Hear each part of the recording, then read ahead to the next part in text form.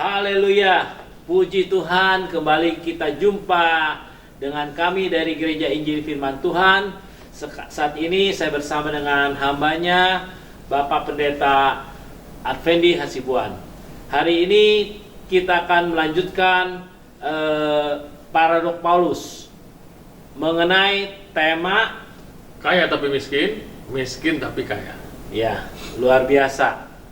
Berbalikan tetapi ada tersirat makna yang akan kami sampaikan.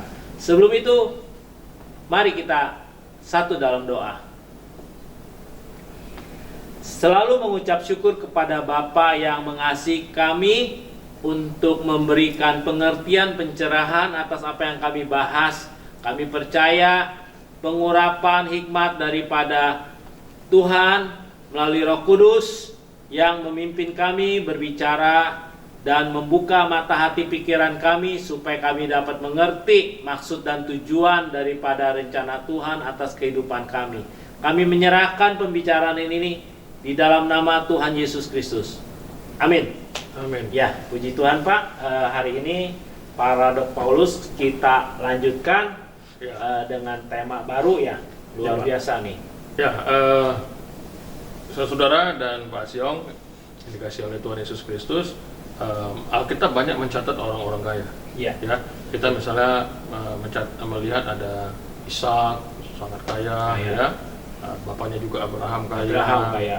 Dan juga ada juga kisah tentang orang kaya yang bertemu dengan Tuhan Yesus itu. Betul. Yang disuruh jual semua. Iya, anak muda itu. Ya, masih muda. Nah, jadi sebetulnya Alkitab itu tidak anti terhadap kekayaan, ya, tidak anti kepada orang-orang kaya juga, ya.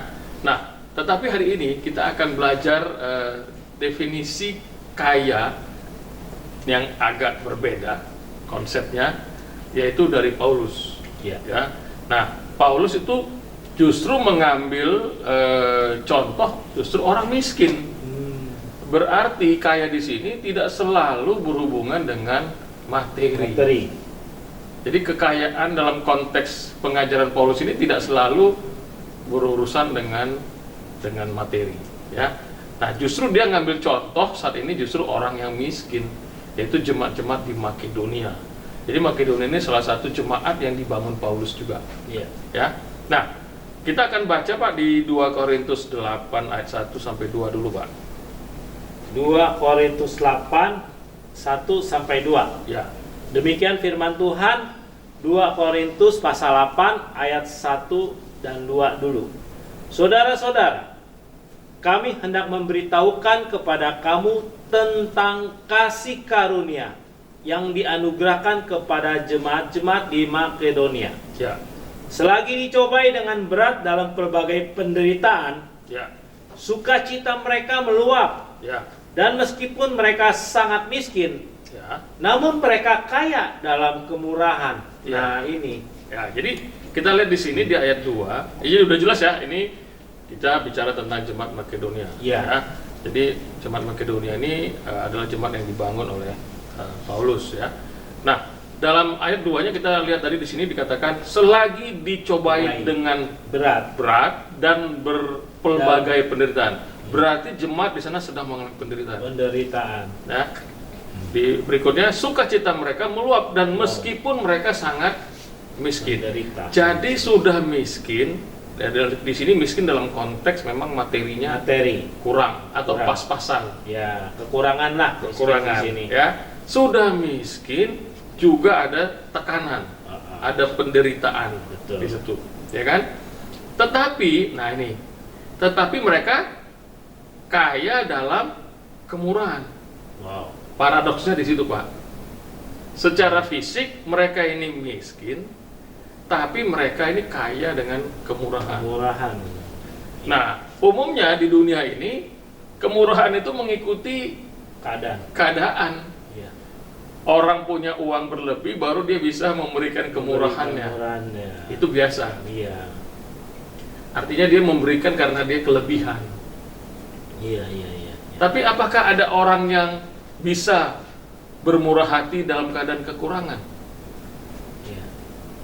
Ya, kan di Alkitab juga ada contoh Pak, yang orang janda miskin. Janda miskin? Ya. Betul, bagus. Ya.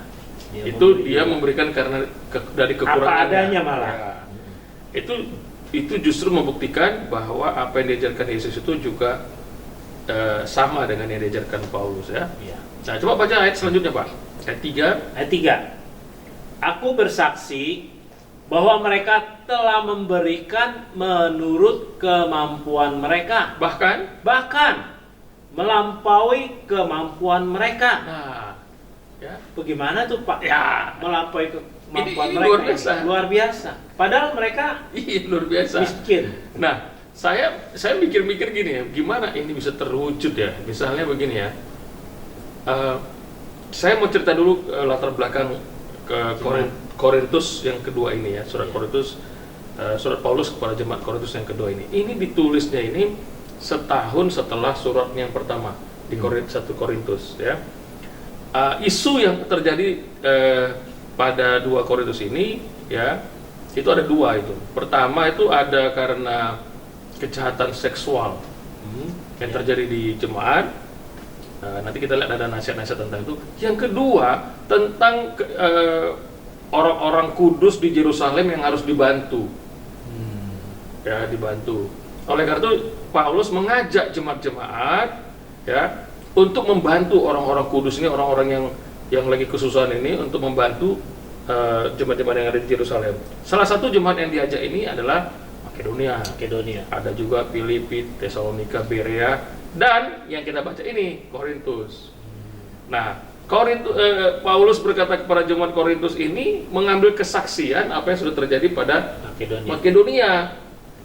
Nanti kita akan lihat Korintus ini nggak sama seperti orang Makedonia. Korintus ini lebih kaya. Kaya dalam banyak hal, ya, bukan kaya terhadap materi saja. Bukan kaya materi, tapi ya banyak hal ya. Ya. Jadi Makedonia ini walaupun mereka ini miskin, tapi mau memberi untuk orang-orang kudus di Yerusalem itu, walaupun mereka menderita segala macam. Nah, saya pikir bagaimana mereka bisa memberikan lebih dari kemampuan mereka? Ini pasti kaitannya dengan gotong royong. Bisa kan, Pak? Bisa. Misalnya begini, ayo memberikan sumbangan 1 juta. Orang Makedonia mungkin nggak punya uang 1 juta per individu, mungkin. Iya. Mungkin. Tapi kalau mereka misalnya ada uang 1.000, nah kalau jemaatnya ada 1.000 orang juga, dikumpulkan jadi 1 juta. Nah 1 juta apakah sudah melebihi nggak dari kemampuan mereka? Sangat melebihi. Betul. Iya kan? Ya. Nah, jadi bagaimana ini bisa dimungkinkan melampaui kemampuan mereka? Ya bisa kalau mereka ini bersatu. Kalau sendiri-sendiri nggak mungkin. Hanya bisa memberikan 1.000. Iya. Karena mereka nggak punya uang. Tapi kalau bersatu bisa. Nah, ini logikanya begini ya, kalau yang saya tangkap ya. Nah, coba lanjut lagi, Pak, dengan kerelaan sendiri. Berarti mereka rela kan? Iya. Terus? Rela. Ya. Mereka meminta dan mendesak kepada kami supaya mereka juga beroleh kasih karunia untuk mengambil bagian dalam pelayanan pada orang-orang kudus. Nah, malah mendesak. Wow. Berinisiatif, ayo kita bantu jemaat yang ada di Yerusalem itu yang sedang kesusahan itu, orang-orang kudus di sana. Iya. Bantunya maksain. Padahal kemampuan nggak ada. Iya. Luar biasa. Saya punya kesaksian begini, Pak. Ada seorang hamba Tuhan ya di Bekasi. Jemaat dia tuh ya biasa-biasa aja lah. Mereka menyewa sebuah ruko. Ya. Satu kali datang ke rumah saya bicara begini sama saya. Pak Hasibuan, saya tuh kepingin beli ruko. Beli ruko ini, saya kepingin beli ruko ini. Yang disewa itu. Tapi melihat persembahan yang saya terima saja, melihat dari kemampuan jemaat saya nggak rela bikin dana pembangunan. Rela, karena udah tahu kemampuannya. Tapi saya mengatakan begini kepada hamba Tuhan tuh, ya sedikit menegur juga, Pak, Bapak jangan lihat kondisi jemaat Bapak yang ada. Bapak lihat lihat Tuhan yang ada di balik jemaat Bapak. Betul. Tuhan yang ada di balik jemaat yang kelihatannya nggak mampu, bukan kelihatan yang memang nggak mampu. Memang nggak mampu, tapi justru nanti Tuhan akan buat sesuatu yang luar biasa. Di situ Bapak bisa mengatakan, melihat itu Tuhan. Tuhan yang bekerja. Iya. Secara jasmani kita semua hitung-hitungan atas kertas. Gajinya berapa, dikumpulkan berapa, sekian tahun berapa terkumpul. Begitu kan? Iya, begitu. Nah, tetapi apa yang terjadi? Akhirnya dia berani, jemaatnya setia, ya, dan itu Tuhan buat demikian rupa, ya, akhirnya mereka bisa beli. Bisa beli. Bisa beli. Wow. Bisa beli. Nah, bisa belinya itu bukan memang karena kumpulan dari uang-uang dari jemaat itu, bukan.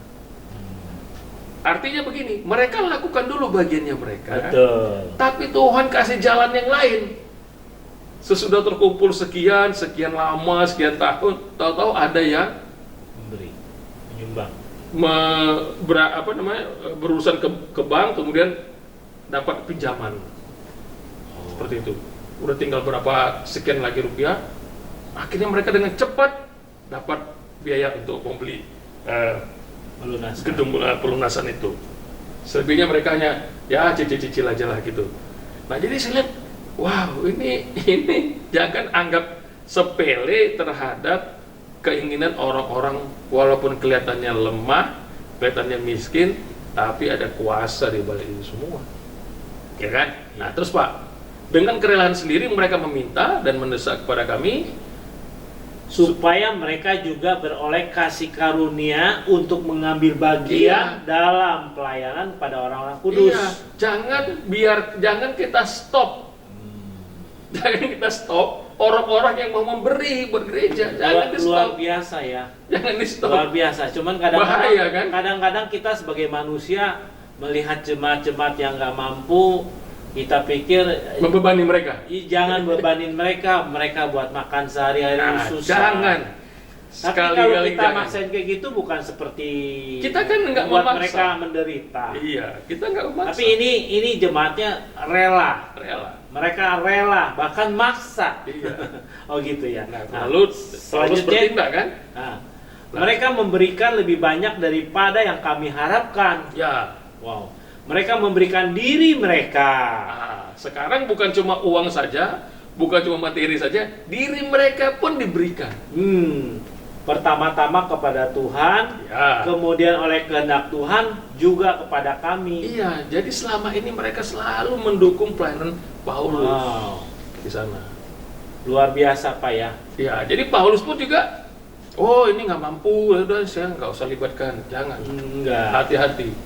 Hati-hati. Justru berkat-berkat dari orang-orang yang seperti ini, Tuhan bisa yang tulus, bisa olah dengan jadi memang ada bagian-bagiannya yang memulai, harus ada yang memulai, tapi dengan rela hati.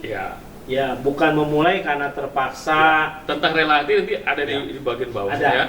Nah, coba Pak, selanjutnya, sebab itu kami mendesak, ya kan? Sebab itu kami mendesak kepada Titus supaya ia mengunjungi kamu dan menyelesaikan pelayanan kasih itu sebagaimana ia telah memulainya. Berarti Paulus serius merespon. Ya, iya. Dengan melihat kerelaan, dengan melihat semangatnya jemaat di Makedonia, lalu dia utus Titus dan Titus oke, kita ini. Nah, justru yang berbeda terjadi pada jemaat di Korintus. Coba kita baca di bawahnya lagi, Korintus di ayat 7-nya. Ayat 7-nya, ya. Yang 2 Korintus pasal 7, pasal 8 ayat 7. Maka sekarang sama seperti kamu kaya dalam segala sesuatu. Nah, Korintus kan kaya dalam segala sesuatu. Ya. Bukan cuma materi aja, coba dalam apa lagi itu Pak? Dalam iman. Dalam iman kaya. Dalam perkataan hebat. Dalam pengetahuan. Dalam kesungguhan untuk membantu. Gak dilakukan juga. Dan dalam kasihmu terhadap kami. Ya. Demikianlah juga hendaknya kamu kaya dalam pelayanan kasih ini. Ya. Orang-orang Korintus juga bukan orang-orang yang tidak memberi juga. Memberi. Tetapi di sini ada sesuatu yang saya melihat, orang-orang Korintus ini dengan pengetahuannya, dengan kemampuannya, ya, mereka ini memberi, tetapi masih milih-milih. Korintus. Iya. Jadi kalau misalnya Paulus mengatakan Tesalonika aktif ikut membantu, Filipi ikut membantu, Berea ikut membantu, Makedonia akan bantu. Nah, kenapa Paulus ini harus bicara kepada Korintus? Berarti ada sesuatu untuk meyakinkan lagi orang-orang Korintus ini untuk turut membantu pelayanan ini, ya kan? Banyak orang-orang yang punya uang juga membantu, kan? Banyak juga. Tetapi kan mereka juga kadang-kadang milih-milih juga, ya, milih-milih juga. Nah, makanya ayat 8 Paulus mengatakan begini, ya. Dia bilang apa nih? Aku mengatakan hal itu bukan sebagai perintah, Bukan, melainkan dengan menunjukkan usaha orang-orang lain untuk membantu. Ya. Aku mau menguji keikhlasan kasih kamu. Betul. Ikhlas.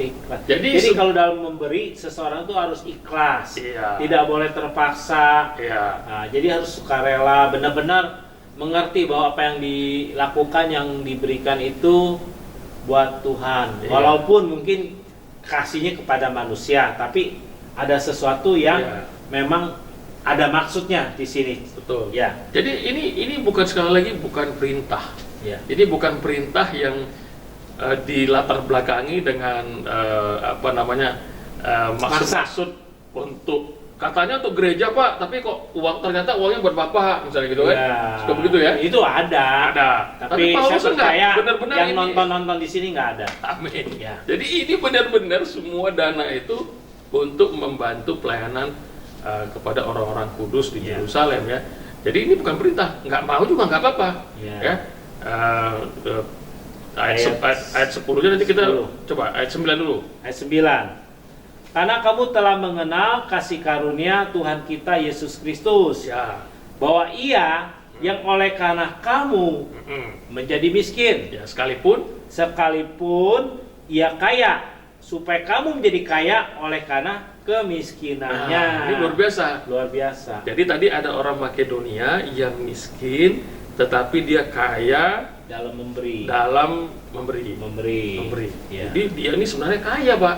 Kaya juga ya. Kaya. Ya, karena orang yang suka memberi itu kaya. Kaya. Yang namanya kaya banyak uang tapi tidak suka memberi, Miskin. miskin. Ya kan? Ya. Jadi ini kita punya definisi baru. Ya. Ya, walaupun dia miskin tapi dia bisa menjadi kaya Kaya. oleh karena kemurahannya. Kemurahannya. Ya kan? Suka memberi. Nah, tetapi ini ada satu teladan yang baru. Ini yang dia ingin kita tiru teladannya, yaitu di ayat 9 ini, yaitu 9. Yesus yang kaya Ya. itu rela jadi miskin. Wow. Rela jadi miskin. Luar biasa. Supaya apa? Supaya kita ini yang miskin ini menjadi kaya, Kaya. karena kemiskinan Yesus itu. Yesus itu. Ya. Ya kan? Iya. Kenapa? Karena kita melihat bahwa ada kasih karunia yang Tuhan sampaikan kepada orang-orang yang percaya kepada Dia. Kalau tidak ada kasih karunia Yesus, maka kita ini orang-orang ini akan menjadi miskin selama-lamanya. Iya. Bukan cuma miskin jasmani saja, miskin juga rohani kan. Jadi sebenarnya ada kasih karunia ya. Iya, jadi kasih karunia itulah yang sebetulnya yang membuat Yesus itu yang rela Jadi miskin. menjadi miskin. Kaya jadi miskin. Ya, kaya jadi miskin supaya kita yang miskin ini menjadi Kaya. kaya. Tapi apakah kayak cerita miskin jadi kaya ini dalam hal materi atau gimana Pak? Ini bisa materi juga, bisa juga tentang rohani juga. Rohani, pengetahuan rohani ya. Iya. Jadi justru yang dilakukan Yesus inilah yang menjadi dasar, menjadi teologi, menjadi pengajaran kepada orang-orang di Korintus ini, ya. Kalau ada orang memberi itu semata-mata bukan hanya karena dia dorongan Kaya. materi atau dia karena dia kaya, tetapi orang bisa memberi melampaui bahkan kemampuannya itu karena ada sesuatu yang disebut dengan kasih karunia. Kasih karunia. Jadi percuma aja kalau saya banyak hartanya, tapi kalau saya tidak berjumpa dengan Yesus dan tidak punya kasih karunia, saya selalu akan memandang aktivitas-aktivitas yang memberi atau mendukung pelayanan pekerjaan Tuhan itu akan menganggap tuh suatu beban. Betul. Benar nggak? Betul. Ya. Saya selalu beranggap begini, kalau kita cinta Tuhan, maka kita juga cinta pekerjaan Tuhan. Betul. Setuju nggak Pak? Saya setuju. Ya. Tapi dalam praktek yang saya ketemu itu Pak, kadang-kadang orang tahu bahwa kita suka memberi, mereka jadi manja, datang terus kepada kita, itu bagaimana Pak? Ya, pasti kita akan lihat buah-buahnya kan. Iya, kalau memang dia tidak ada menghasilkan kebenaran dari Iya. apa pemberian yang kita lakukan ini, ya terus terang kita tegas saja. Iya, kita juga harus wisdom, punya hikmat, Iya. ya, karena kita tahu bahwa kita sesungguhnya juga adalah aliran-aliran alat yang Alat dipakai Tuhan Tuhan untuk mengalirkan juga berkat yang kita terima dari Tuhan untuk dibagikan juga kepada Ya. dan itu harus kita pertanggungjawabkan. Betul. Kalau kita salah kasih kepada orang-orang yang tidak tepat, kita juga dianggap tidak bijaksana di situ. Kita harus Betul. pertanggungjawabkan juga. Betul. Gitu kan. Jadi kita bersyukur menjadi saluran berkat dari Tuhan. Nah, tetapi sekali lagi saya mau katakan di sini, ini nggak cuma bicara tentang materi saja. Yeah. Walaupun di sini sifatnya kaitannya dengan mensupport ini, Layanan. tapi sudah ditunjukkan oleh jemaat Makedonia bahwa mereka pun juga ingin memberi diri mereka, ingin membantu. Dan dalam hal menolong atau membantu itu nggak selalu uang, Pak. Betul. Nggak selalu dalam bentuk materi. Bisa doa-doa. Bisa doa, bisa tenaga kita, bisa waktu kita, bisa macam-macam. Macam-macam ya. Bisa diberikan. Atau pengetahuan, Iya. kepandaian kita. Betul. Bisa. Ya. Lanjut ayat 10, Pak. Ayat 10 ya. Inilah pendapatku tentang hal itu yang mungkin berfaedah bagimu. Bagimu. Memang sudah sejak tahun yang lalu kamu mulai melaksanakannya dan mengambil keputusan untuk menyelesaikannya juga. Ya. Ya. Lanjut. Nah, sekarang kita akan lihat. Tadi kita sudah sebut-sebut tadi kasih karunia, ya. Dan ternyata kasih karunia itu sumbernya itu bukan dari kita, itu dari Tuhan sendiri kan. Iya. Nah, mari kita baca di 2 Korintus 9 pasal sebelahnya itu, ya, ayat kedua ya. Ya. 2 Korintus pasal 9 ayat kedua. Aku telah tahu kerelaan hatimu tentang mana aku megahkan kamu kepada orang-orang Makedonia. Kataku, Akaya sudah siap sedia sejak tahun yang lampau, dan kegiatanmu telah menjadi perangsang bagi banyak orang. Ya. Ayat 9 tuh, ayat 11. Ayat 11. Nah, ini. Kamu akan diperkaya dengan segala macam kemurahan hati Ya. yang membangkitkan syukur kepada Tuhan oleh karena kami. Ya, berarti kasih karunia itu sumbernya daripada Tuhan kan? Betul. Dan itulah yang salah satunya adalah kemurahan hati. Ya. Dan Paulus berdoa kepada orang-orang, kepada jemaatnya supaya kita ini dipenuhi, diperkaya dengan kasih karunia. Kasih karunia. Jadi kasih karunia itu adalah kekayaan orang-orang Kristen, kekayaan orang-orang percaya kepada Kristus yang sebetulnya jumlahnya itu tak terbatas, Pak. Oh, iya. Ya, kalau Tuhan berkata gini, oleh karena kamu diberikan kelimpahan kasih karunia, Iya. sementara kasih karunia itu stoknya banyak di surga. Amin. Ya, Jadi bayangkan misalnya orang Kristen yang percaya kepada Tuhan, dia tuh memperoleh kasih karunia itu sumbernya tuh gak habis-habis. Amin. Kasih karunia itu ada banyak sekali stoknya di surga, itu dialirkan kepada kita, Ya. dipakai kepada kita untuk kita salurkan lagi kepada orang. Dan itu bukan hanya bicara tentang materi saja. Bukan. Kebaikan hati, pertolongan, saling membantu, ya kan? Membantu memikirkan, ya kan? Sehingga apa? Sehingga jemaat ini seharusnya menjadi suatu jaringan di mana Tuhan itu bekerja, Ya. kasih karunia itu bekerja ke masing-masing pribadi, sehingga saling memenuhi, saling mencukupkan ya pada mereka. Nah, ayat 8-nya Pak, ayat 8-nya. Ayat 8-nya. Ya. Dan Tuhan sanggup melimpahkan segala kasih karunia. Sanggup iya, melimpahkan. pasti. Berarti ini yang dilimpahkan Tuhan ini, kalau berkata melimpah, berarti ini lebih kan?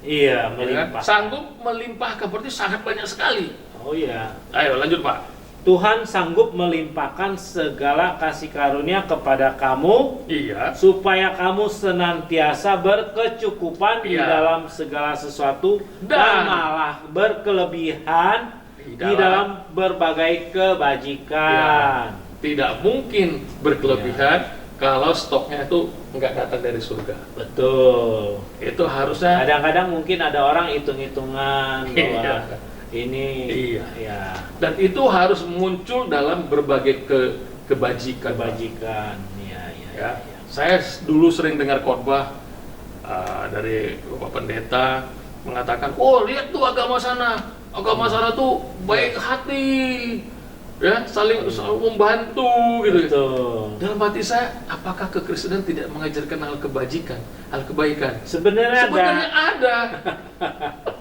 cuman, Saya- cuman orang kekristenan tuh prakteknya hanya berkat dari Tuhan kita terima dan tidak menyatakan pemberian-pemberian seperti ini Iya. yang diterapkan.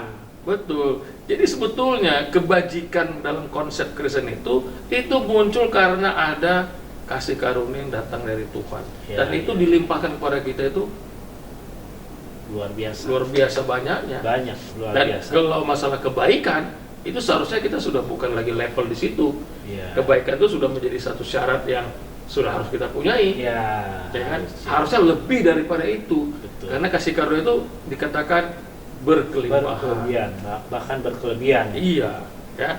Iya. Nah, di sini dikatakan juga supaya kamu senantiasa berkecukupan dalam segala sesuatu. Iya. Artinya apa? Iya. Dengan kasih karunia pun kita sebetulnya tidak kekurangan. Amin. Dalam berkecukupan di sini ini dalam bahasa Yunaninya ini autarkes. Oh, Ya, autarkes itu artinya apa? Artinya kita tuh dipenuhi, dicukupi oleh karena Tuhan. amin. Dicukupi Betul. oleh karena Tuhan. Betul. Dan ini adalah suatu kondisi di mana kita itu bukan lagi berpatokan bersumber kepada kekuatan manusia. Jadi autarkes ini sebenarnya satu konsep yang diambil oleh Paulus dari orang-orang Epikuros, orang-orang Stoa.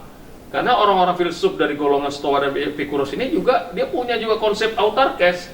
Tapi autarkesnya itu dicukupkan karena kita bekerja, kita kuat, kita mengumpulkan hasil usaha kita, lalu kita puas dengan apa yang kita kerjakan. Jadi materi itu sebetulnya memang tidak menjadi tujuan, tetapi kemandirian manusia ini yang menjadi ukuran.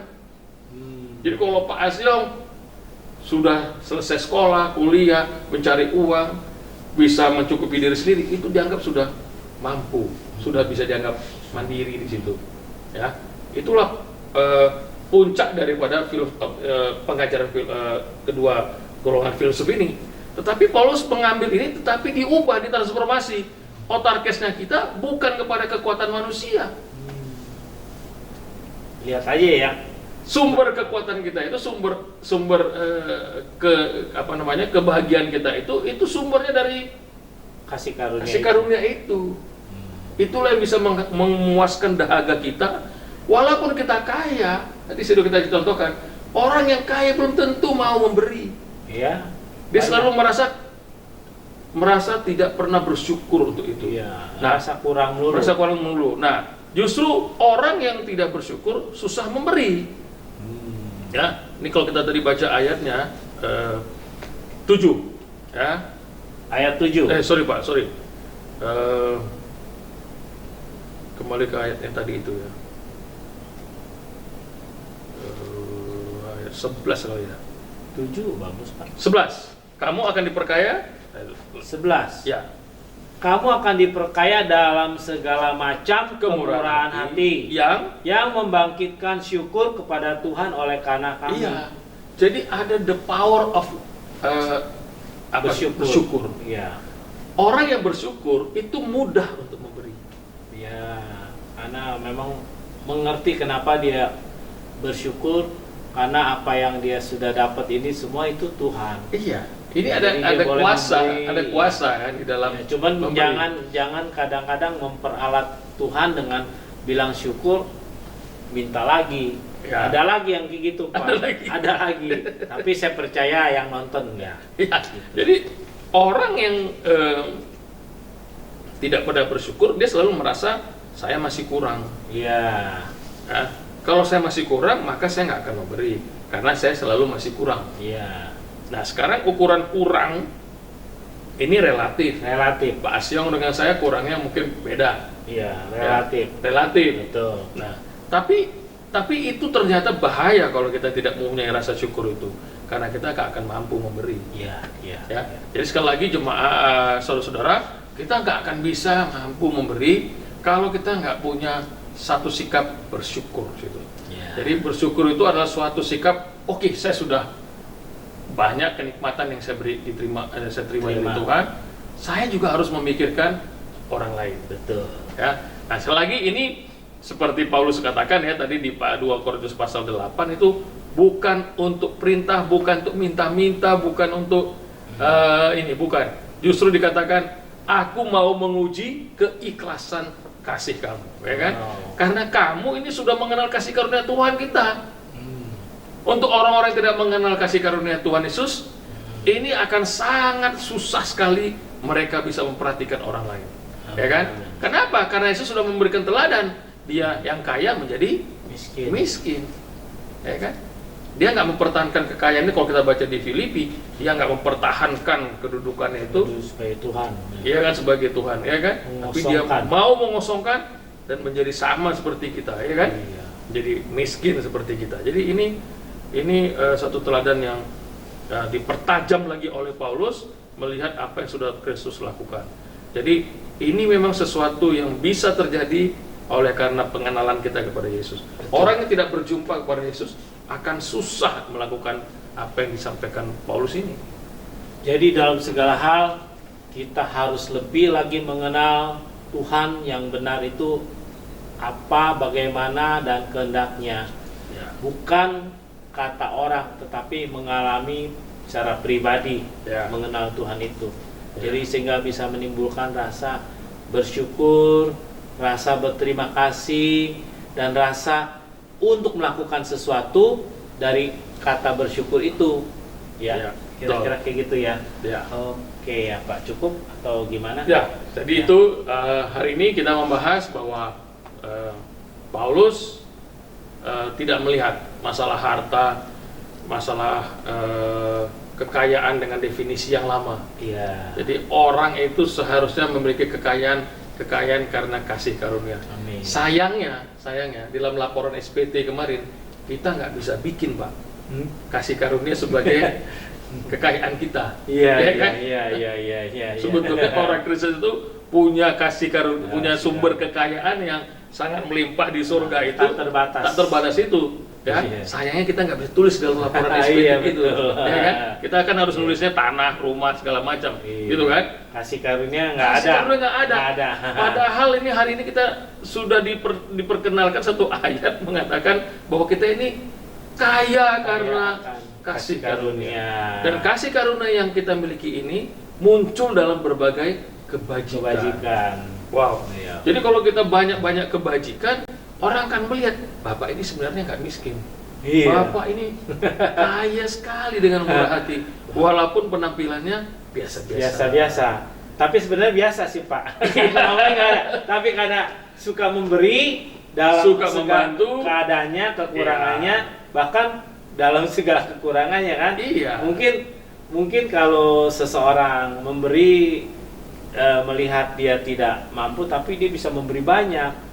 Mungkin dia bisa kan ajak sahabat-sahabat teman-temannya itu. Dan ingat, usia kita nggak ada yang tahu.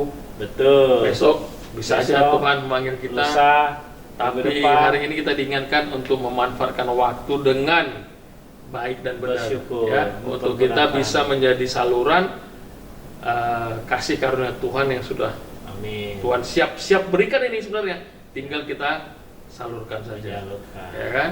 Gitu Pak. Oke, puji Tuhan, pembahasan kita hari ini luar biasa, dan biarlah Tuhan memberikan pencerahan kepada kita yang menonton, yang melihat, yang mendengar. Sebelum itu kita menutup dengan doa dulu. Kami merendahkan hati kembali kepada Tuhan atas apa yang kami boleh bicarakan. Biar Tuhan memberikan hikmat, marifat bagi setiap kami, bahkan kami yang berbicara, supaya kami menjadi pelaku-pelaku atas apa yang kami katakan ini. Dan kami percaya setiap penonton, pendengar Tuhan juga menjamah hati mereka supaya sungguh-sungguh mereka dipenuhi oleh kasih karunia Tuhan di dalam segala kebajikan, kemurahan, bahkan di dalam segala hal-hal yang untuk memuliakan Tuhan. Saya percaya Tuhan tolong mampukan kami serahkan hidup kami supaya hidup yang berkenan, hidup yang Tuhan mau itu memenuhi hidup setiap kami. Kami bersyukur dan berterima kasih di dalam nama Tuhan Yesus kami berdoa. Amin. Tuhan Yesus memberkati. Yes.